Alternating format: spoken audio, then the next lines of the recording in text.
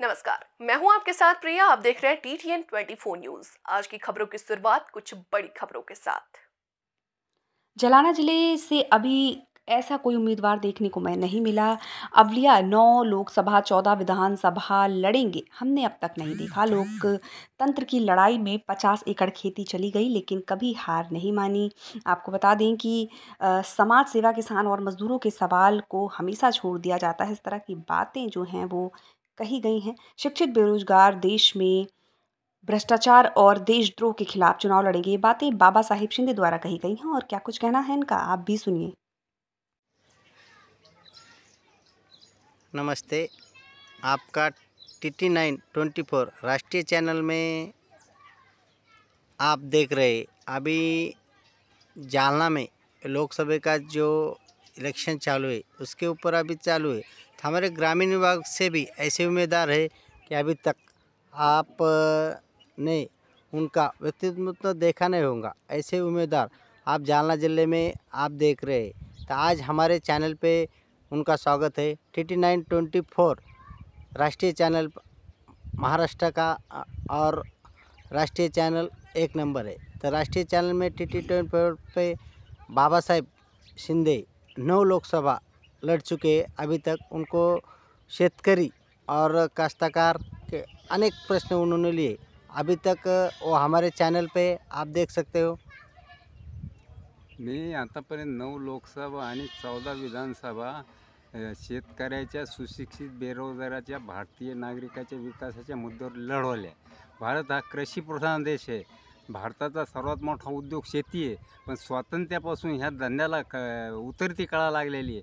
भारताचा शेतकरी कष्ट करून उन्हातान्हात पावसात अन्नधान्य पिकवतो. भारतात शेतकरी जगाचा पोशिंदा आहे. पण आतापर्यंत त्याच्या कष्टाची किंमत, त्याच्या कष्टाचे दाम, त्या मालाचे दाम त्याला आतापर्यंत मिळालेले नाही स्वातंत्र्यापासून. त्याच्या नशिबानं जर परराष्ट्रामध्ये जर भाव वाढले अन्नधान्याचे, तर हे देश शेतकऱ्याच्या याच्यावरच निर्यात बंदी करतं आणि 40% जास्त सुलतानी टॅक्स लावतं. हे मोठं म्हणजे विचित्र आहे सरकारचं धोरण. या उलट परदेशातून हे सरकार अन्नधान्य आयात करतं चढ्या भावानं आणि ते भारतातल्या व्यापाऱ्याला स्वस्तामध्ये विकतं. तेच व्यापारी भारतीय नागरिकाला महागमध्ये विकतं. ही एक मोठा प्रश्न आहे भारतामध्ये. तर ह्या शेतकऱ्याला त्यांचे बरेचसे प्रश्न आहे. सरकार कोणतं अनुदान म्हणावं असं काय देत नाही. थोड्या लोकांना आर्थिक मदत आहे, पण टोटल शेतकऱ्याला आर्थिक मदत, वीज झालं, पाणी झालं, लाईन झालं, त्याला बँकचं लोन झालं, या मिळत नाही आहे.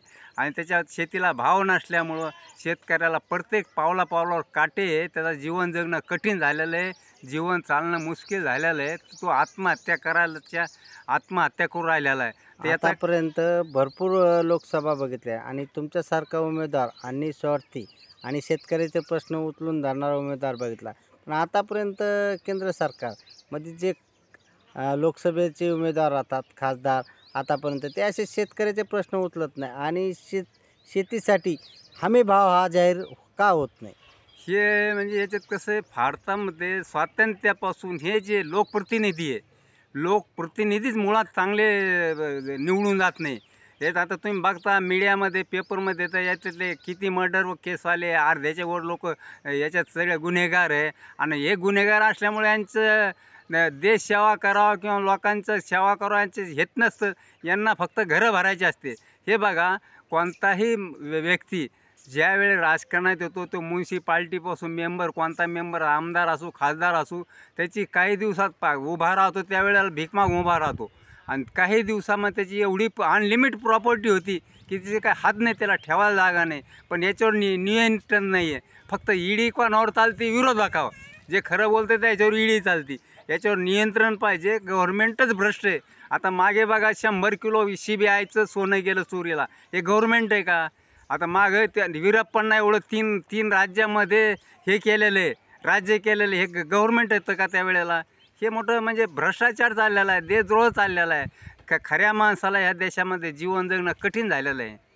अशी बाकी ठरली की आता सध्याचं लोकसभेचं चालू आहे आणि भाजपची 400 जाग्याचं याचं सीटाचं चालू आहे. तर कोणी सांगतंय की कायदा असा बदलणार आहे, त्याबद्दल आपण काय सांगू शकता? नाही नाही, कायदा बदल करता येईल हे, की यांना कसं आहे सर्व मोठमोठ्या लोकांचंच हित दिसतंय. आता मोदी साहेबाला काय आहे, काय नाही, वंदे भारत ट्रेन कोणत्या राज्यात गेलं की उधळपट्टी 20-25 हजार कोटीच्या प्रोजेक्टचं उद्घाटन करायचं आणि ते टी व्हीवर द्यायचं पहिलं. ही एक हॅबिट लागलेली आहे.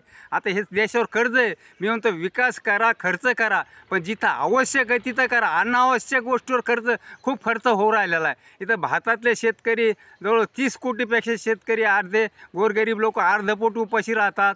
तिथं लक्ष देत नाही सरकार. आणि पुढं तिथं रेल्वे, सुपर ट्रेन, कुठं वंदे मातरम ट्रेन, कुठं रोड जिथं आवश्यकता नाही तिथं शेकडो हजारो रोड जास्तीचे होऊ राहिलेले. हे कशासाठी होऊ राहिले?